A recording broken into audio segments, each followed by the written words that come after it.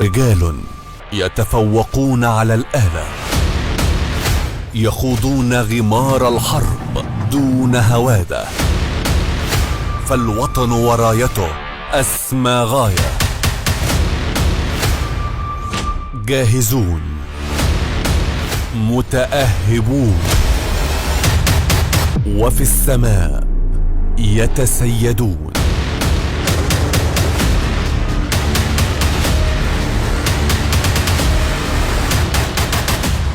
إنهم رجال الدفاع الجوي. احتفلت القوات المسلحة بالعيد 55 لقوات الدفاع الجوي، والذي يواكب ذكرى بناء حائط الصواريخ في 30 من يونيو عام 1970.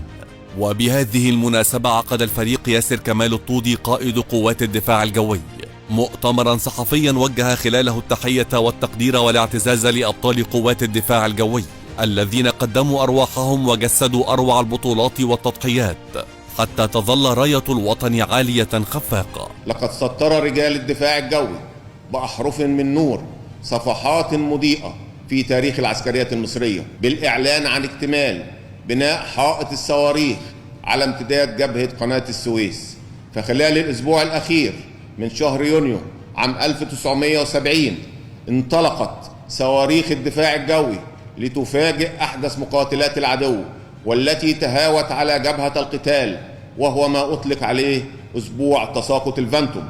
واتخذت قوات الدفاع الجوي يوم 30 من يونيو عام 1970 عيدا لها. كما قدمت تحية لرجال الدفاع الجوي الذين يواصلون العمل ليلا ونهارا ليكونوا حصنا منيعا ضد من تسول له نفسه الاقتراب من سماء مصر. أتوجه بالتحية لرجال الدفاع الجوي المرابطين في كافة ربوع الوطن متحملين مسؤولية الدفاع عن سماء مصر بإخلاص واقتدار ليل نهار سلما وحربا. ويسعدني في هذه المناسبة أن أوجه رسالة اطمئنان لشعب مصر العظيم أن أبناءكم من مقاتلي قوات الدفاع الجوي مسلحين بالعلم والإيمان وأحدث المنظومات القادرة على الرصد المبكر والتعامل الفوري والتحييد الكامل لأي خطر يهدد المجال الجوي. مقدما الشكر والتقدير للقيادة السياسية والقيادة العامة للقوات المسلحة على الدعم المستمر لتطوير القدرات القتالية لقوات الدفاع الجوي.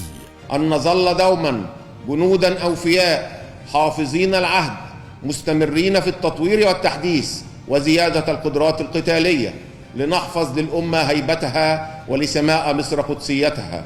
حفظ الله مصر وحفظ جيشها ووقاها وشعبها شر الفتن.